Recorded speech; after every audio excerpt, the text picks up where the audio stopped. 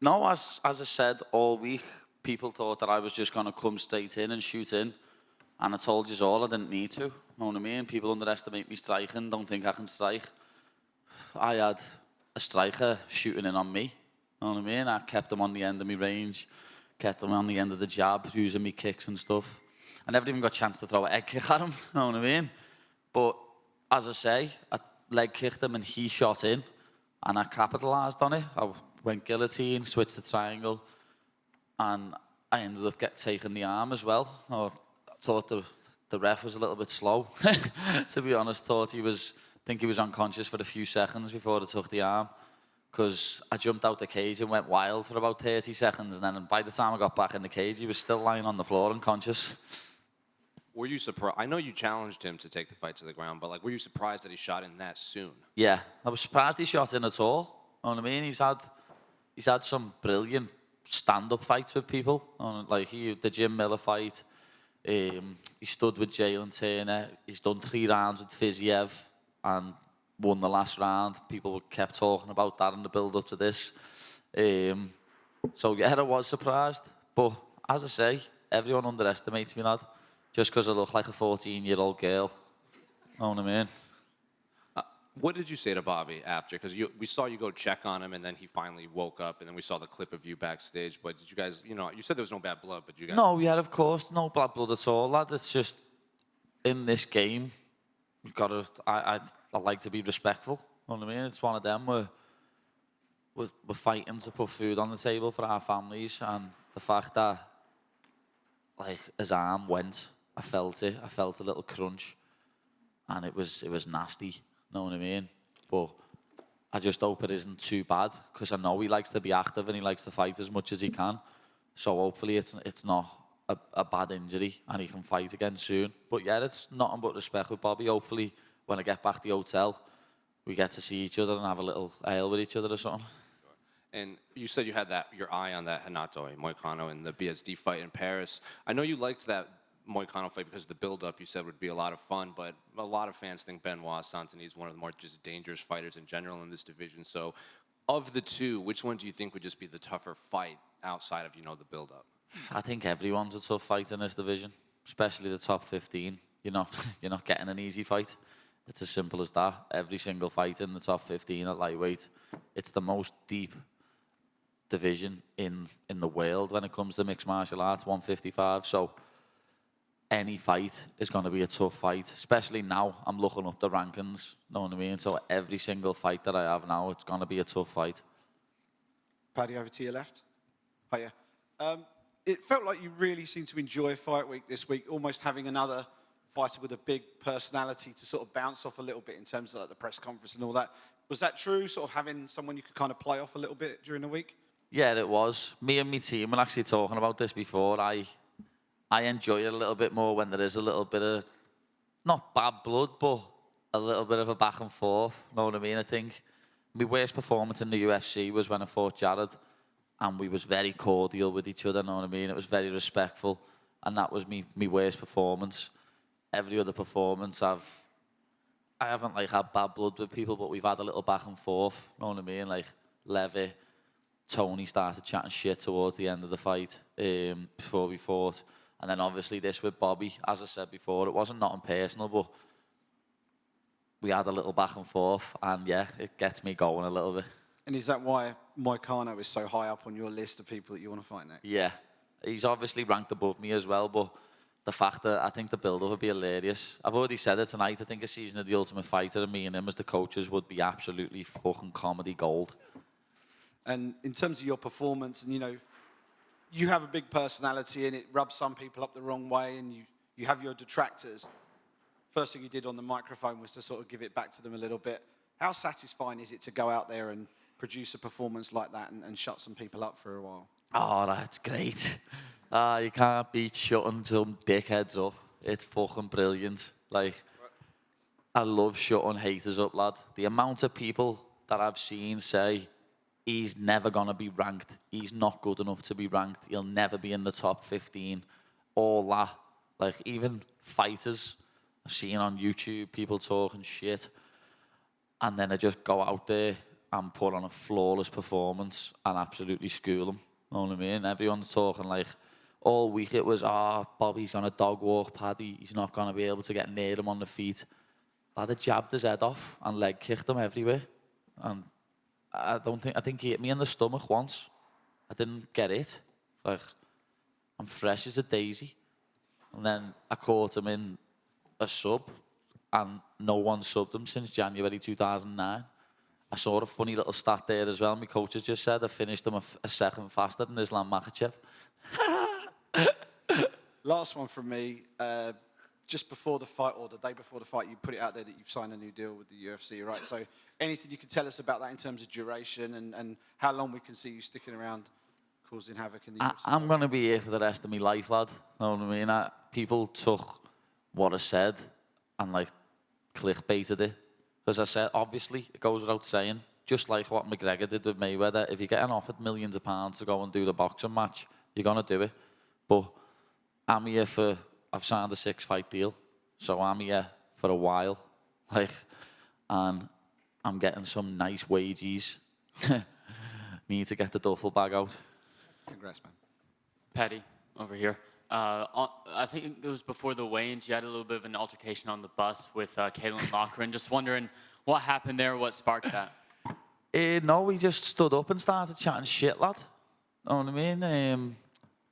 I was literally sitting at the back of the bus speaking to someone, and I just said, Jordan Vucenic's being signed there.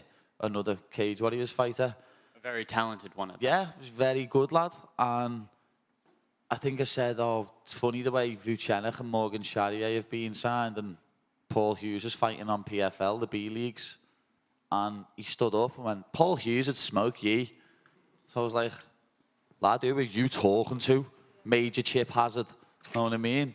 He looks like the fuck Major Chip Hazard off Toy Soldiers, lad. Yeah. So people made a big deal out of that, lad. Like I was trying to bully him. He started it. Know what I mean? If you're going to start something with me, lad, be prepared to finish it, because I'll put you in your place. It's as simple as that. And he was talking shit about my teammates last week, so I'm going to put him in his place, and that's what I did. Like, it's one of them. People try and start stuff with me to get a bit of publicity. That's exactly what he done. I seen him in the lift like 3 days ago, and he smiled at me and looked at the floor.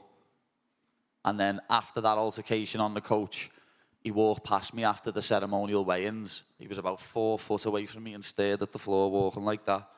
Know what I mean? I'm not a big shithouse lad. If someone says something to me, I'm saying something back. I don't stare at the floor like a little worm. And you mentioned your teammates, and I see your shirt, Next Generation MMA. How much does that gym mean to you, and how much do your teammates mean to you? My teammates are like my family, lad. Know what I mean?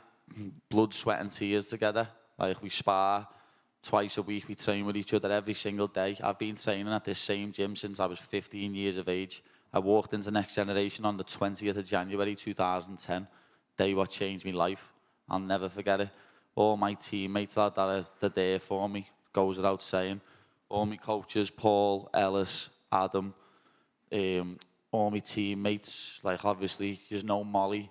You're going to get to know a lot of my teammates, Luke Riley, Nathan Fletcher, Liam Gittins, Adam Cullen, Liam Malloy, all these people. You're going to get to know them, because believe me, they're going to be getting signed real soon.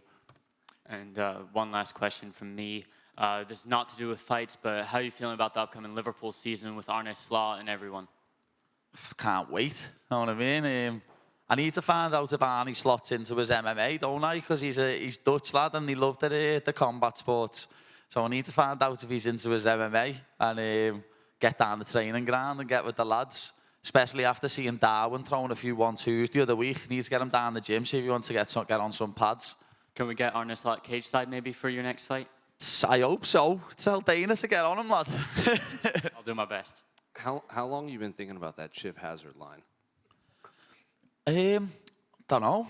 I just come off the top of my head, lad.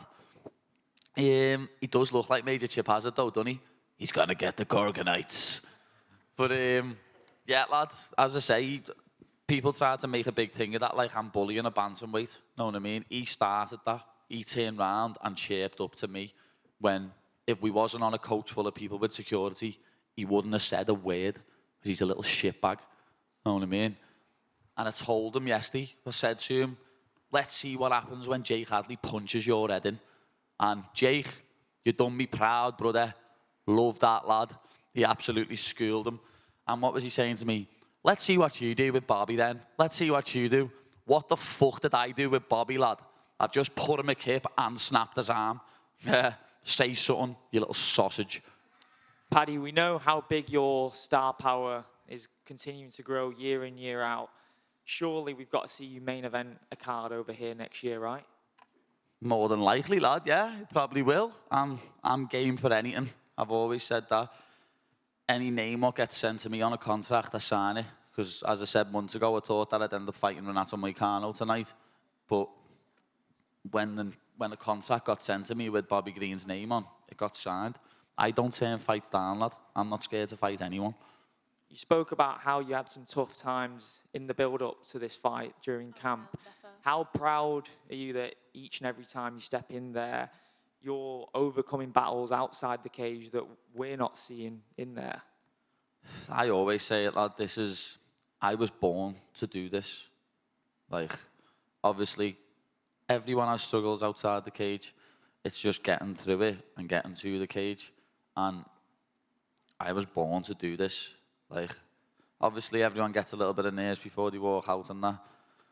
And when I walked out there, I was just, as soon as my song comes on and I hear that crowd singing and I start bouncing out, I'm just like, yeah, like I'm at home. This is where I'm meant to be. And then standing in the cage, I'm just stood there, like the nerves go away. And I'm just like, yeah, there's no place like home.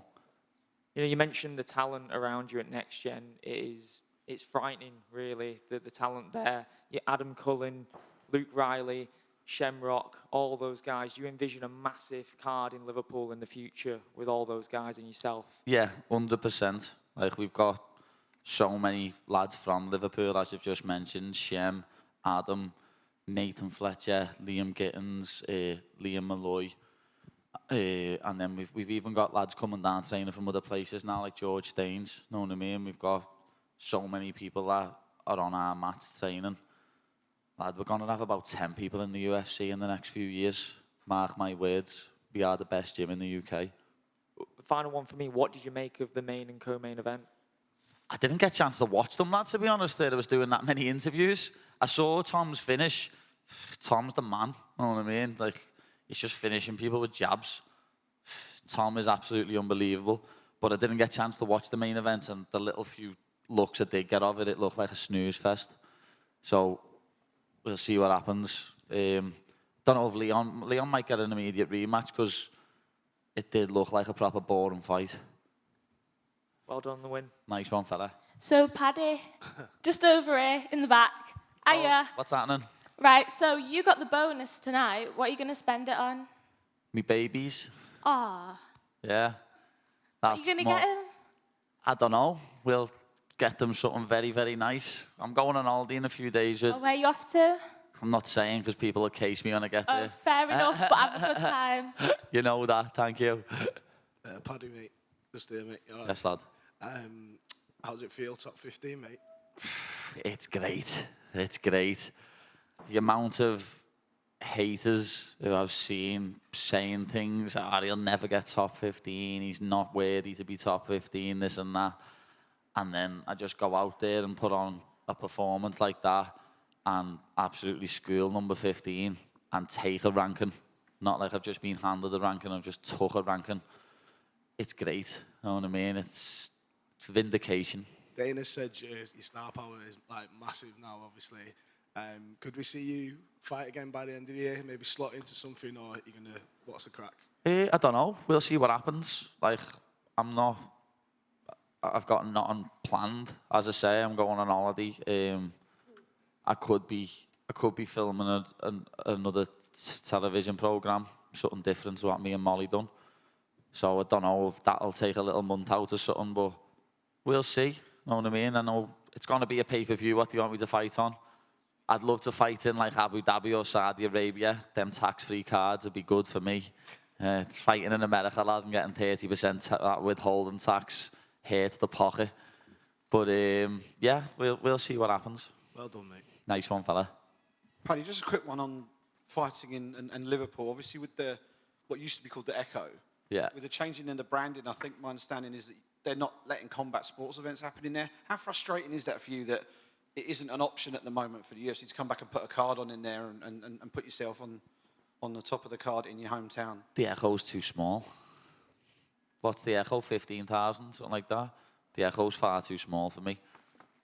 I could sell Anfield out. Never mind the Echo. The Echo's chumps change now. So that's the big push. Try and get that dream shot. I'd love to do Anfield. Know what I mean? It's already like 60,000. Imagine with seats on the pitch. It'd go off. If you were to fight at Anfield, do you think it would have to be when you eventually fight for a title, perhaps against Ilia Topuria? There's already a storyline there as well. Yeah, there is, like, but I can't make featherweight, lad. I'd have to chop me fucking leg off. There's no way I'm making 145. But no, I don't think it'd have to be for the title.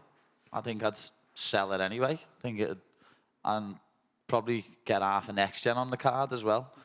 Do But you think... Sorry. as I say, I don't think he'd need a title. But fuck Ilya anyway. Do you think that fight could ever happen? He could obviously move up. Yeah, I'm game to fight him, lad. Know what I mean? I am. I'm game to fight him if he wants to come up to 155, lad. I'll finish Jai Herbert's job and actually fucking knock him out. And how much has Fatherhood actually changed you? I know you mentioned in the build-up how it was a different camp, right? Yeah, I'll be honest, I didn't really notice it that much personally, because obviously you don't really notice things like that, but my wife, my family, my team, Molly said she noticed it a lot, you know what I mean?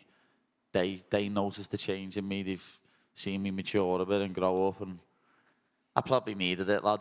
I'm 30 in January, so I needed to grow up a little bit, didn't I? You mentioned in your Sky Sports interview that you were close to not actually fighting. How important was it to prove to yourself that you can still make it and push through the hard times? That goes without saying, lad. It's not just to prove it to myself either, it's to prove to everyone else that no matter how low you feel and how dark times are, you can push through it. And as I've showed tonight, even though 5 or 6 weeks ago I was in a dark place and my team were thinking about pulling me out because I wasn't all there, I went out there and put on the best performance that I've ever done. I've never looked that good in the UFC. That is my best performance. I was cool, calm and collected. I didn't just run out and try and take his head off like I have done in the past. And yeah, personally, I think that was a flawless performance. Last one, just thoughts on Molly's performance tonight. I think getting kneed in the vagina a minute in doesn't help. You know what I mean? But one of them, she lost. Go back to the drawing board. There's not much else you can do. She wasn't her best performance. She'll admit that herself. And yeah, hats off to Bruna Brazil. She had a brilliant game plan, come out and executed it perfectly. So yeah, Molly will come back stronger, lad. She's done it before. She's been beaten. She's come back and showed everyone what she's made of. She'll do the same again. Paddy, one last one. Here, just on this side. Here. Yeah, what's happening? Yeah, good. So you love your food, and it's been a bit of an intense wake up. But like after this, what's the go-to dish post-fight? Lad, I just love food, so I can't even say there's one go-to. To be honest, now what time are we on now? 7. Well, I'm going back to the hotel for the brekkie. I'm gonna go and absolutely load up on some bacon, sausage and eggs and pancakes and that. And then it's actually me father-in-law's 60th birthday today, so we're going for a roast. So yeah, big happy birthday, Ronnie. It's multiple people's birthday actually. Maz, happy birthday, Maz. And it's Lisa's birthday as well, so yeah, a few happy birthdays there, but going for a big roast dinner at 3:30, so I'll be filling my boots there, and then I'll probably be hungry again in the night, lad, and I've been eyeing this somewhere that I go to by ours called 60 Kitchen. It's a lovely Chinese. I'll be getting one of them. What's your order? This one's like a set menu, lad. I think it's salt and pepper chicken and something in black bean this month. They change the menu every month. It's like an a la carte Chinese. It's power. Nice, thank you. All good. Peace out, the firm.